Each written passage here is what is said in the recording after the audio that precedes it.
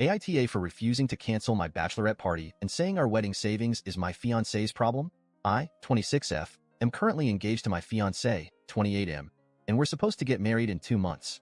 We've been saving up for our wedding and honeymoon for the past year, putting aside a significant portion of our income to make our special day perfect. We had about 10K saved in the account. This weekend, my fiancé had his bachelor party, and I was totally okay with him having a good time. I even helped plan it and made sure everything was organized so he could enjoy himself with his friends. Fast forward to this morning, and I wake up to find that our joint savings account has been completely drained.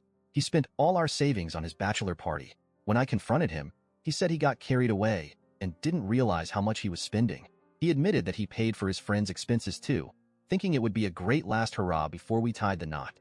I was furious but tried to keep my cool. I told him that he needed to figure out how to replenish the savings because we still had wedding expenses to cover, and blew up about how could he spend 10K over 2 days?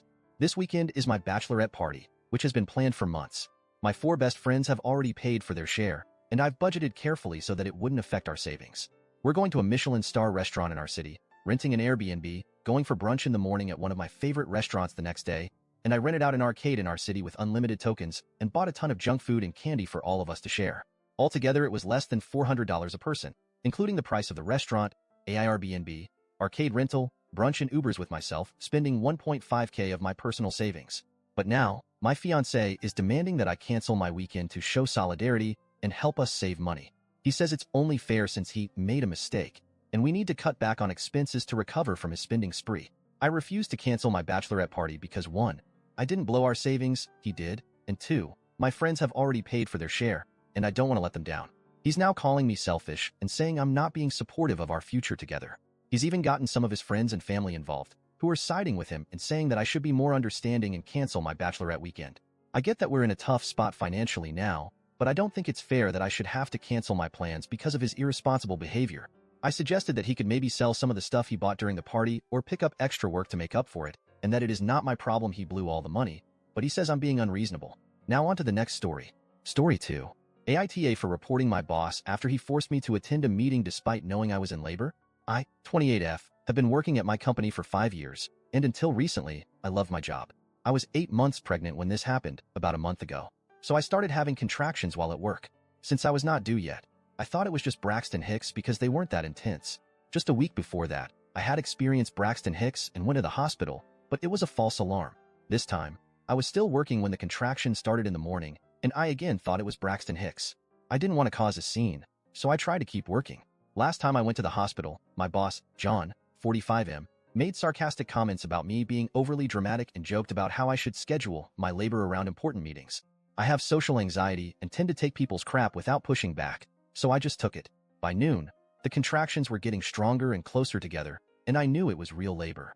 I needed to go to the hospital. I informed John that I was in labor and needed to leave. He rolled his eyes and said, "Just stay for the meeting at 1 p.m. It's crucial, and we need you there." I was stunned. I reiterated that I was in active labor and needed to go to the hospital immediately. John snapped back, "It's just a meeting. Sit through it, and then you can go. It's not like the baby is going to pop out right now." Feeling pressured and scared for my job, I reluctantly stayed.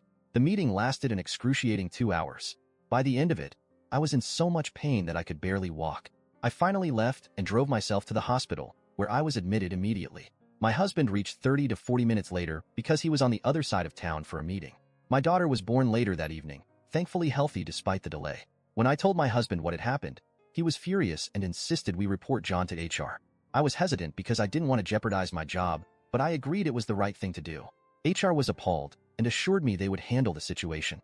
John has since been suspended pending an investigation. The real kicker? During the investigation, it came out that John had emailed the entire office while I was in labor, complaining about my lack of commitment and making fun of me for overreacting. He even implied that I was using my pregnancy as an excuse to get out of work. Now, my coworkers are pissed at me saying I overreacted and that I should have just sucked it up for the sake of the company. I've even received messages and emails from a few colleagues saying that I've ruined John's career and that he was just doing his job under pressure. One even said that I should have toughed it out, like their wife did during her pregnancy. The stress from this whole ordeal has made it difficult to enjoy my first few days with my newborn. I'm constantly second-guessing myself and feeling guilty, despite knowing I did what was best for my baby and me. To make matters worse, the interim manager who took over from John is even worse. He's made it clear to everyone that he resents my actions and has made my return to work unbearable. Now that my maternity leave is over, I find myself isolated at work. People give me side eyes and whisper about me. During lunch, I'm alone because no one wants to sit with the troublemaker. It feels like high school all over again. I dread going into work each day and facing the hostility and judgment. I never imagined that doing what was right for my health and my baby's well-being would turn my colleagues against me like this. It's gut-wrenching to feel so isolated and vilified for simply standing up for myself and my rights. I cry most of the time when I come home, and sometimes even in the office washroom when someone passes a comment. In the worst moments, I get mad at my husband and blame him for making me tell HR, even though I know he did the right thing. He's so sweet and never takes it to heart. I apologize soon after, but he always says he wasn't even mad and that he understands how I'm feeling, especially since I'm just 1 month postpartum. He says I should take action and complain, but I don't want to make things worse. He's also saying he can't see me like this and that I should just quit because it's hurting him. I don't know what to do. I'm just such a sensitive and emotional person in general, and now it's been worse since giving birth.